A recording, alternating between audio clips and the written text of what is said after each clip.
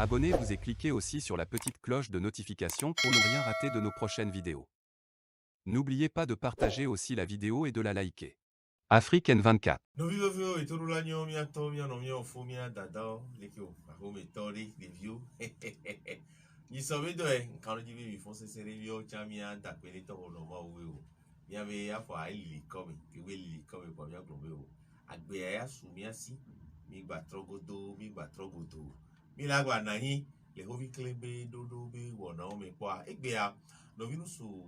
Nestor Glo, et là, n'a pas pu agodola à troller, egbeton, dynamique. Biyonya be ata Bruno Fidelis mais ça tout mignon mais to ko be di lua de eseri to ni so le globeno le da haya hovifia e wetri ton po yola de ngo domene hoa atroso wetri ton be gaso dade ke we be haya bifia mdola wu wetri amade e gakola be akore ne aso de ngo domene ho ne ne be nuare di du lua ki we e don haya to dia ameko tu ahwe yo le haya hona me wade Carababa no akudo haya tobe do domea milatro asili nya on ti fitu pide milagle ya gbo na be we ti ke mi le ya be keke we to agbe ya yo du keke nyue ni nyakakado pe we vire ya nyakakado pe ko we ni jiji pe nu se mo ko we ni radio wa egbe ya de réseaux sociaux we nyakawe le ya de amogba potole se radio sibele ke o se nesan bo we nyakakado to ri ya e de o le tukara me e o si gbogbo le to tukara me bo we de o ya o le yo le kojome bono o lawson yo le yo le kojome le vitri ke mili yabe ke before eton agbe bowe mi sebe e kojoro pe ho abe vegoa e glombe no dasi le dimanche di kodonti le nyade ko so kui vitri de o yo ye o le do so jobe alomea mi nyabe ke bi yo mea e covid be doa e di subo le nyabe doa me ti ron to chona mi nyabe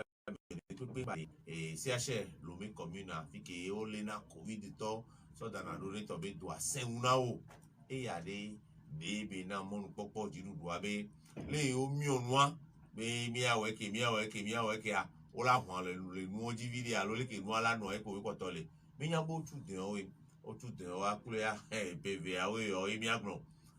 enu du le 20 lo ni so a timati to de apare doa be yo leke timati le ko tiro yo nto yo gbon yo ma gba igbe o me ni yo e timati o gan me ameko le dagbe wa di video va yo no video ya o ya mo ru popo be yin no gba edon timati ale yo be ngbodo me lo lawe lo mi la po jeje le New York kenti o ya yo nti mi le dada yin do igbe akwa ogbon na be evi Kenya si kokora ye du na nukudo efio we ni to be ole mro amegan over for there afifo ma o do ni gebe ki afifo be ya o wa ola do amegan over vo aso chen do amegan ho mu chona vo aborika olu awo avobo to alo abo abene yo so na ho chochono kwa igbe ya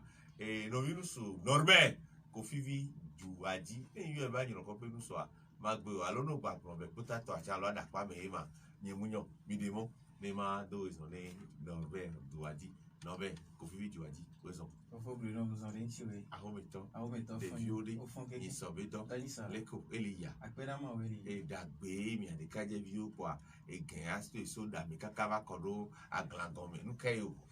Oh, bon, c'est vrai que vous avez tendance à l'onner qui est 100 millions de nos togiens, soit tous les hassos souris, mais à l'ondi, va être bien. Nos togiens, des cas de JV, nous et Billy, donc à bien pour venir, ni enyo ewa wesoro ya pe le atamene Norbert Kofi Juadia mirapo togbe akape togbe ketu lewi blogue me ya via blogue tu reche Blaise Sala choti honu to me de monema do weson ne fobe allo p5 fobe weson yolo fobe to o le la ni sa biori o fun ni sobedo consider o boko ça va egenya nya gan le tui na mo we ona ni mi ça va de que ele panya o mu gan panya o ele jire me tia ejo di wona tui wa jire me aye ya opa be de no so le ko no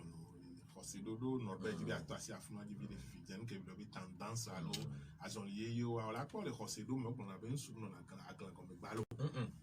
on te on le fi anke tu ya ke pe lo chance o ba ya to anya bi tu ya lo de nya le ki ma no yo to pa e lo to pa e anya pa nya nte tu no agbo de lo coller le angle lo de lo coller agbo vele nu pa be vla boa agbo na be nsum no na agla ko me gba lo le ko se do to cha me lo voir c'est le camel qui ont tendance be nya wa nu onyu su to vo ne be amedo to jojo me na be to na fuda fi gbo wa nya ko ta e ba na ni o te ba no pe aso oglo o be nu lo alo amedo cho do ne be ni na do ko no nde ve na mo do mu ni le mi ami o na ke placito ya mo le gbe a o do yo mbu ko la do mi ami ko do ne me ya bi do fu ne keke be ni na glo be nu ba e cha le lókun náà àtsọ́ dodo mi pé àtsọ́ pé ní gẹ̀ẹ́bẹ́ ní wọ́n. ẹ̀yọ́ ní àgbọ̀n bí ẹ̀yìn sọ ayé mi lè tó kó bẹ́ di dudu àdèkó má dé dògbò tọ́ba dèkó má kéwọ́ la sọ wọ̀ tọ́ so ń tíya bẹ́ xɔxa ya bẹ́ nyàwó fífia bẹ́ bẹ́ rí alẹ́ yà bẹ́ fíkè wọlé yọ bẹ́ grand lomé sọ àdètí kọ́ pé wà tó àdìdó gọ̀mẹ́ zangere akakaka bẹ́ kọ́ ló èkpó grand lomé yọ bẹ́ xɔxa ya bɛ nya wa eba de gavi le to me n'o yasi gan bɛ vivi ya n'o le di o n'o na pv petɔn pe atɔn wa yɔra bɛ vivi ya n'o la na axaya xɔ wa wetiri tɔn kpo la sɔ dogbo dome ne xɔ wa atrɔ na wetiri tɔn sɔ da ɖe bɛ ne va le tu xɔ tsi o wa wa nɔ de le me ke wɔ ebe o ma tu fɛ wo wetiri ama dɛn o nɔ bɛ yɛm nya ne o se ko ma ke edzi ɖuɖu ale do go nkɛntɔ edzi ɖuɖu ale dzi la o.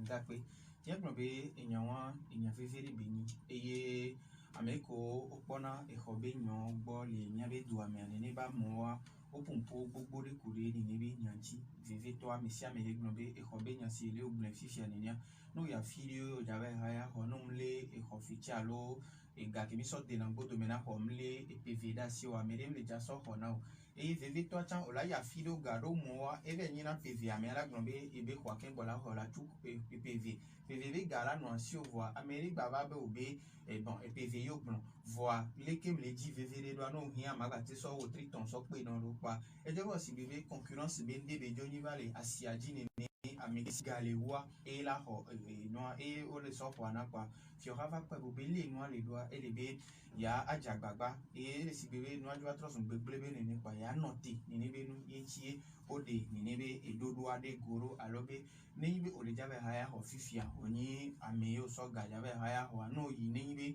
e khoto ato no be perikaya ao e mon popo la siu be ola tento ne be le sia ono le nyanke fio hagbon e le nibe o triton e agba so o triton dare be nibe inva le tu khofetio wa tin so no tuide enu va enya bio se ganto nibe egbe ade de mon popo le fio ha sibe be la tin blona mere kento de be gato ple ba ni gan tutukmo ple sima holele ple gavi ple ko kudo to batu mason be fin kudo to kaka to ahoegbe ya ela tinglon be e o triton ye o la chukengba enya bio se gan ke lia eni e won awo enya bio se gan ke lia e won tan ka ma so gbe ran fo be ni ale ya ti ko to enya wa ke jirudu ale lo ko ale ma bio be enya nyo ere be nya alo e pluto me koi o si bebe no enyanywe le gbongbon me enyanywe re ye do kemi le fi ja le ke no bi nwe norba le global e no ja ha ofifia tutu e kana ne nyama do amobio na nke mi le yo be advance alo lo gbon na le ba advance e le ni nko le fi be mi a caution ku garantie bo awo e obio na if you have like no we triton no dia haya kwa no le gna se we triton ma debe kako la le rasi we triton ani khofetia tu fe le me ke we triton ni nende ba gbe le kwanti na me ani ke mo je ba jo alo we triton mte so asi wa no de le we triton ma de nu no ere be ni fo po be de muhle si alo muhle se ko de tout le conseil des ministres là enyan voix et nous portons les nuances quoi les que combien il y a fait béni à part le cas pour y soucier que les balles ouais les ni le coup bon Didi mené alors avant ça avant ça on dans des langues dominées quoi à cola sorte de dominées quoi voilà nous faisons qu'on les gars qui ont les haya wa donc non les nous qu'on le kaka kin beba les et si et c'est qu'on les voit non les tamena les bon les que l'homme khoti doa que nous le VA le védoa enti o le desi ato na me le haya ofifia we triton ofenti we triton et mi à caution we triton garantie onya mo gbegble kwa mjo ingbe to me di me to be et Roya bien les Togo les qui venaient dans la pas mais to me aller on a vu qu'à 1938 et puis après quand la facile que là ton voni mais 38 mais il n'a pas yo voir me visiteurs wele allô français ou et bien bon les filles il gamo o so tout ma to le kelo so Roya anti le lomelo 38 1938 on va essayer de évoluer 1940 1942 1961 Olympioku docteur Ossis Koko be game wa choba 3 6 scientifique en le lebe à part de 4 fossé docteur Ossis Koko gagne ministre de l'économie bon oui lui a ni docteur Fiadjo et a ni maire de la ville de Lomé non mais et nous que me dit que dit me à part de 4 fossé ya le doit fi me pour le quoi donc et vv ne hoanti fi habele o se abe avance pour et nous ba no ni bati we tra matin dit quand mais on a le quoi on va aller autour dès que le garco sort tout quoi no high perika hoha tiama to 12% tio 1961 c'est le néné non on va quoi le journal officiel mais 1961 que obeno o comptare non au sort kotoku mi agban que la perika lo ni 100,000 là non 100,000 tout quoi alors immeuble là bien que immeuble mi jogo ho 100,000 tout quoi les C61 toi mais non la haya et pereka 12% et ho fait mate ou 12% les ho ga ko so tout quoi non 100,000 là quand même elle est 12,000 pour la terre haya hoya ma 20 ou quoi était non combien fa il y a no be haya do we 3 dia et là non 12% né voilà mi frère elle est 1440 et même c'est comme elle est bien attend grand be haya ho de kakufa ko to ka kufa sans les lois mais et c'est na ine et on le grand be c'est ko wa et mi akobe so et le ko grand durée ne avance ko bonana le ke be so amol bio pereka amol bio pevero a pas de cas pour ça a pas de gon que le vivre ne nto e o le haya ho le lo me do non le conseil de ministre mi non le décret a be di a o le grand le ki ho le hoti le vvd nous ko le grand lo me fifi ko be ba haji o le ki ho le hoti do anti o susu ya leva ya on le nommer et si non voix a pas de cas pour le ne tombe so mina so akukaka 1961 VCA on le compte les blancs non du journal officiel du Togo en loi de 1961 sur les bails et les locations alors les beaux blancs là les beaux ah c'est pour la faire donc quoi est-ce les nous là comment on dit elle est 1961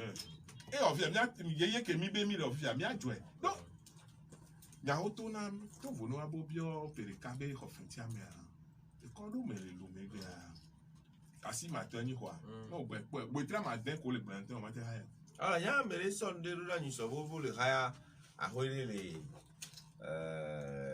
forêt pamé avec piscine sur de l'eau de l'eau 2 millions par mois e no ke team le ba nya wa jiru ale o pa no ba ingbe do me are o le obio be enyo malo ona so gba le obio re be jiru do ado nsen láti pe akonya wa dia o pa le game comme le yo ho tu nya o be game le yo wa nya to wa la sin ka kan to no be o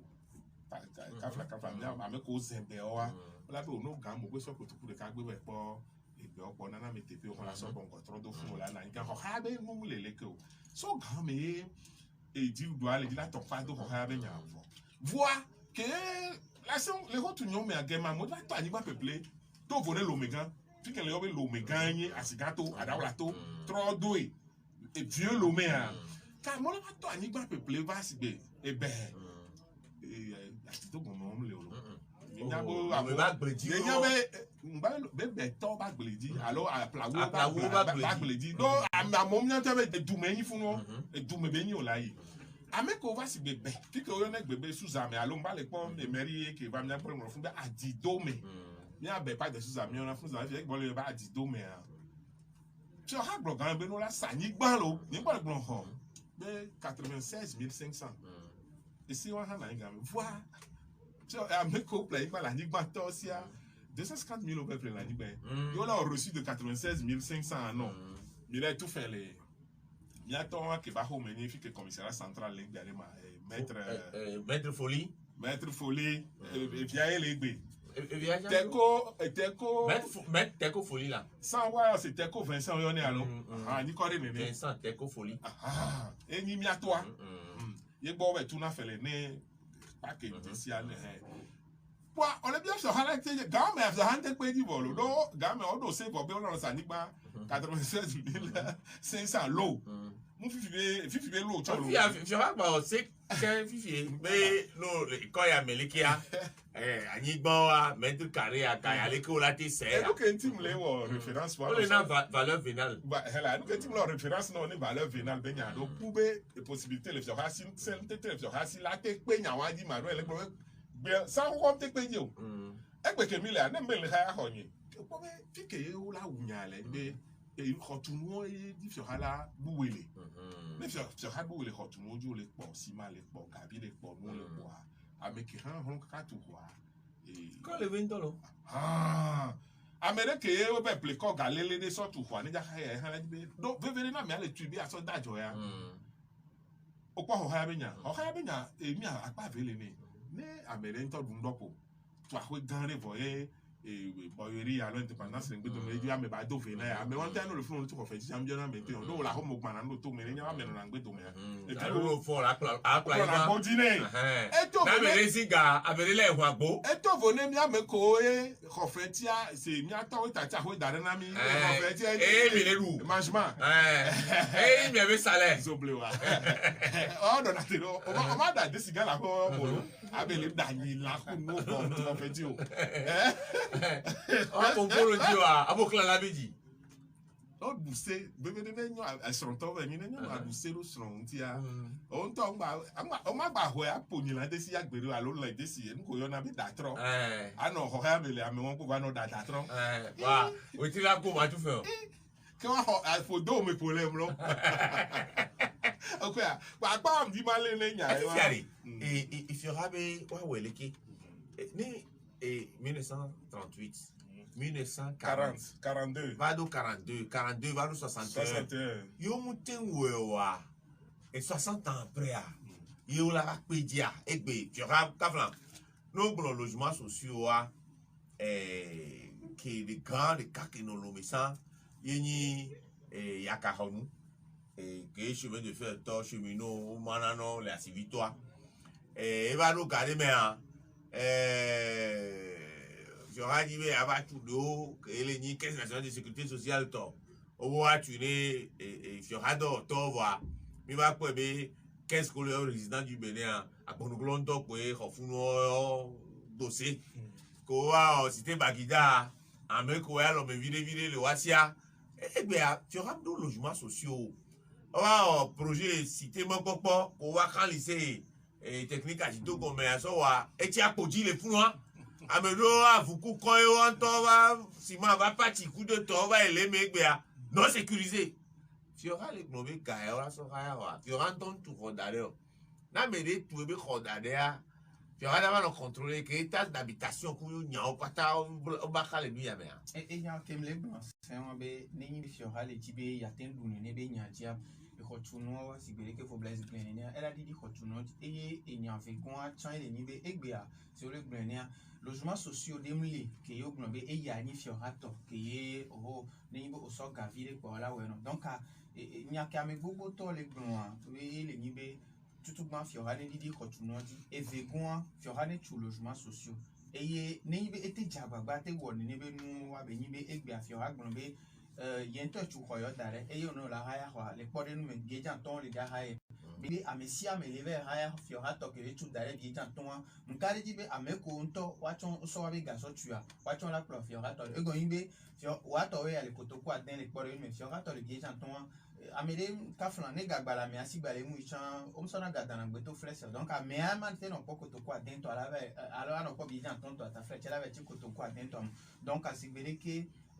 faut blazer glenia muni be egbe ani be fiora e de eseri to e si ani ti homadio e le be wacha gbagba be enu ene nona e si abe godo me allo applicabilité si vele ke o blon ni abe le be la wodo e be la tente son et nous fait wa e yo la o tutu gmanto wa di de kotuno di e vegon fiora to ni jagbagba na yin be be la tu logement social e be a kaflan ani man lelo ke fiora la tin chagba wala honi ni be anyigbon ke wa pere jumevi onti eye le jumevi obe nti pepe ro mia mi kare di be ameko chon otu ho be ni be o so enua e ko tutu aso le ko na ma ndudu ti en tout cas mi le segon meno e go mi be ngane be ye be gliteti mala ye be gliteti ye malu ye wa donc a ke be jagba bakra be te tu ye be onua e ni so a mui deve go amene le nona bo be mi gbare dira si croquer mi an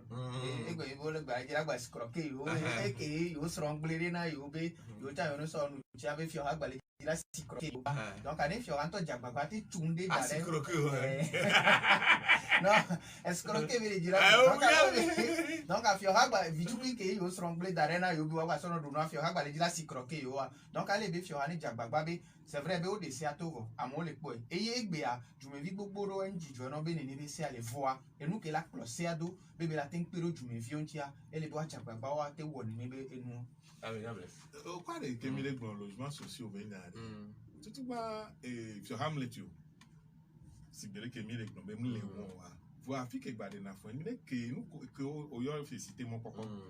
le po bagida be nkume cha fi ole ja agbado le fun o se bese o to le tunu aso le krea ya be nkume na be ko pla ko ya ho le fun no to fo me ko le se bagida me o le bi jin tolo to fo ne nu ko le to fo ne wa krea ya mo wa le o pa les sociologie me o na be projet que ordinaire et mis à la population cible mais que on tient le noado vivia non les gars au projet les projets mais les non les études d'impact à l'étude du projet mais que moi les trop dodo mais quand tu le dodo ma les camions on a do ma les ko on a pédo Togo tom c'est une qu'on a suite et appartement duplex mon les bien avec culture mais yo vo de ado mais longtemps wa et atuho a o paluku gazero me e titi go e me lo ba no na me lo be gun gaze no ho me a et mon culture ben culture ben jana on la donc c'est la cra di dire to gana tom tu na gazero a home oh no kwa kwa o mto na pantiason e no ke mfike le di lavare Togo to dina bele ke tu ye be eteni chambre salon po tu alors que o plan be wo e be kokolo po viane cour ne no ici ya do vi ke ya kwa ya le ya hope Togo to nya be projet ko atire na home na ila la do ati ke no na convener la voter va date bo be nde jero me fa ko te hanyi na nya no kwata le mia be vie communautaire a me be vivi na pro et mi adodo ko le we c'est logement sociaux ko on da zone donc entia tu vois standing ko le son no yawe trop pas cité on ko le funa ma cité du millénium et les qu'est-ce me va hadame le via ko le tout le funa yawe amola hwe odo parking odo parking mo ndio na miawa lo be ke parking ma amo abi na nya wala ye me we po plan ko wala no agbo di se wala no agbo di o kwa ja ko bi le kula be wa si te la no ko me bula no tia Togo ke mu lo na be pato na trike na nyi popa do bo so si ba koro ba gboji lu e be ba me adana ho ala ho me wunu e ya ko to ye o ba le tunu ba mo mi do habitude won wo e la baba le ke la varo mi le obligé be mi an vivre le duplex e le ke mi an HLM a lo mi le obligé o Japon no wa kaka la ba do gade mi wan to plan politique pour ça na abe no ono nebe et to be me koko avec be o va le tout immeuble ko la toi et to vo même en ken le dira ko ni be et logement sociaux be na le Togo a e ve ki nyam basimba conclure ba pour le lumea sans avec 15 mai gam a be ano so du Bénin 15 mai ku to ko habitat mais a go interno so na mo la gbe do e won le gbe si gbe on le clofi clofi wa o hwewu Togo to na we no ne o ja o ne susu wa be de gba na mi be ododo wa no we do loji Togo to a so ka di e be bu na ta me so Togo to bu na ta me so wi ti video ka e o ka vide e o temi vide no be o lo ya we ro isi no be to lo anti ake wa adimenyon na no o ko ya ke logement social be nya wa voir mi trova nya ve ke mi le gba o ko be mi le gbo adidi Hotunuji no didi hotunuji pabe la te gban no beveve fa no gba didi hotunuji chan et nous que les réglementation qui nous fait faire un nous pas si na règle non fait bien ou les durée à 10 pour notre dos avant ça maintenant na quoi to voir et gaya fixe ça na ma ha on a des problèmes et ni et 16 mètres carrés et 4 sur 4 là loi de 1961 qui est le grand et nous on les kaka au bout véranda mais quoi ne o dire quoi véranda do keke me ale ke et do elle le journal officiel mais là m'a dit décrit avant non voir 61 mais et le journal officiel 61 ah mais qu'on a 61 de ojo yin ko wa me ko le pique le non 2021 pique le non mbe so mbe DJ CV akpo le pique le po le be yo et c'est anyawo bo be wetra ma dem be nyakpo eni va dem mo nya to le o don sa aya wa yo to anto akonka do no le c'est que le plan et donc bien bien noté nous on a marqué yo de créer quoi donc commission technique so et mis à ministère des finances ministère de l'urbanisme alors ne quand on voit on crée commission technique même inspection que les non vérifié ben on le doit et c'est quoi quand même inspection que la vérifié les quoi on touche là ben et quand il y a la évaluation et nous on pas les 61 et 60 nous c'est à 88 euros. Donc révision décret à 61 mais toi dit va signer on y avait beau on 79 mais tiens on dit agbado voir yeye qui mis les gars insuffisance que les cimes les poids et les blancs tu sais aller et quoi mi a tombé sur un trop bien renvoyer ici à la lecture on a trop non à part les cas pour on doit et gabe da non non école a signé mais ma ko to comme donner les bio avance et pereka meria ko to comme attend elle 60 000 fi afio habe ko to comme mi a wetra ma ten pour mi là même be ko fi a 20 000 le haya de même be ko a 20 000 le haya bo wetra ma ten pour me le dit c'est le fi ha gble le haya wa ko eji mu et on le bloqué ya be wa e gabe nya e bon ko be nature no na me yin be e me kan to va gble nu a me juru video ko va le mi ade ayero no santoa nous la raya ho we tri ton ko so dan bodo me quoi o raya ho lo a me juru video we va kaka a me don to ya mjisi e na me un raya na ho de ju me video me lo me ya raya na me juru vi a me juru video tu na fe kala ne ke me ke gan la si un to ya obi o wa alo won to e ba agro na be na de be e papa be ye ma gba tu iroji so wule ke o ma no be ya de roji ni to ya mbo na mpo se fe o ogbe a enya ho la siga to gwangwa gbero no a me juru vi ko le gba ke be ha ya magasin de cas la ahwede me etro ho wa to ma ton ko so na gba ma donner me etro ha na me ma ton e lo ko le glo le ko la ha ho na me no bien be obiona nso ha ta me ke ha ho le gba me no bien be na enu a ya gba be fike le gbo le ba me do le a bien me do mi le ma gbe ne et que tu as mis la DV, on a DV, association des Dover, des Dover, association des Dover là. Gombe ouais, en fait, il faut nous là. Que on les camions on doit très maman mais on a voiture no bien avec ha ho le bois, ka flama me didi o. Wa me ke ha ho le bois socialement, mi a Gombe na me ba ha ho le bois. Et vide ni le gbo keke on va le gbo vide o ma no didi do ko le me o bi mi ba ho to yin ni a ho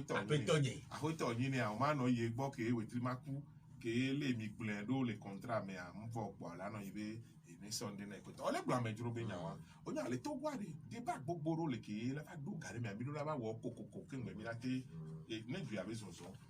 mi so mi le o ni ase de fi ke mi le gbon police des étrangers be nya me to mo gbe abi de na football la na ipa me juro bi no to no be o la te on de la ma e bi na ti na to e go be ye ta plache mi ha mission na kuiso nya de amunyon lo wa na mission kuiso wa be duke mo so alo zogbe ke ojo so ba fi ya me popo na me zeve be ni ye e de na fu pa be fi ha tati ne be no le jo o la gbe to cha fe alo ni amejo ejuro bi daga ya ho ame ejume vie cautionner ne la ese ke mi le gba man kama de ke mi ba le ko ni si awon o la te so wa ha 2 me no nya me jume vie la cautionner na ma gba ile ne gbe ami do meri o ndo le gbe meri o le no fiche de et mi aba ile de mi affiche homa ko ho ha be homo o si su le gba na le meri o le no ho homo le no nya me juro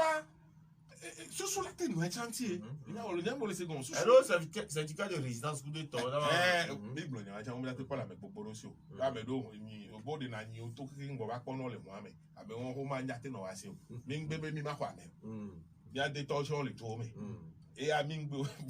bon, sort certificat de pied, voilà, il va y aller tomber tout.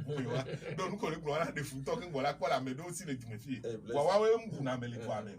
On les a gommés. Et tu auras avoir foutu un tiro. Au fou lenti. Hein? Oui, foutu un fou lenti. Fou lenti, fou lenti. Des vieux à filmer. Comment et nous qui est et dans le roi, ma belle. Les services techniques, les bien ministère peut être. Quand on a des sociologues, anthropologues, philosophes, juristes, il y a peu peur. Et ni c'est que Qatar qui me on a tout le temps on a bien soit quoi gbajaji ba merci na ya no hoya et nous pour les sociologues anthropologues on a tout logement social les métiers et que métier toi ne nous nous na wala ko be no igentu me ba ne ko no tu ko gbe gba wa me no na onya nu ko na wa me ye mi ato so po na do o ba na ida po ti awa me no na la agbo be tare e tu gbe je bi o ma to sa be gare me gbo bayi o ne ke mi an su bi ko ja to agbo anu acha opo na me ne ku pe no na npo ele sokode chan même type d'habitat npo ele sokode chan ne ba cho na wa me ro wa be agbo ta me enu won ni approche sociologique c'est vrai qu'on les blondiens on la voit que les mais au d'abord habitat benya donc on a que mi na school quoi quoi exemple de dans la mia sur sociologie on avait on fait tout à Fodi DP les copains de ngba nya fi que wa donc bilarzi aux allo on a adoré ouais et on vit que dona fait à formena mais ils sont bons on a mon les fou voir on peut be si comme na tout ko ba na Fodi le ba ba be wa wo et à Fodi DP non yo avec quoi projet il y a comme on peut même on na Fodi DP si quoi le wa be kota me on be do 20 pour un avion oh berek be Fodi DP ko na be turc ko ade turc ni a berek be to ko bo na et il y a gazette que le pe que nous abobo comme kudo ati poji ku ati ni be come o le be o o ya mo bi no wa donc game ko o ja réaliser projet on me bien du me vieux yan wa wa ka ba o bi la raison c'est parler wa mo pe le ko gbon no ajo tu vas mo le faire ka se gbo le yeye kirikiri o a mo mi na be ayo gba be dovie wa be dovie ke le fi ama no po dovie mo ko ke le gba e nu wo na ko le na ko nu gba na ku le ko ne ma sociologue le yo am tam to fo wa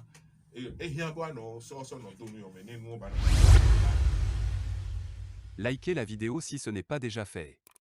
Laissez aussi votre point de vue en commentaire.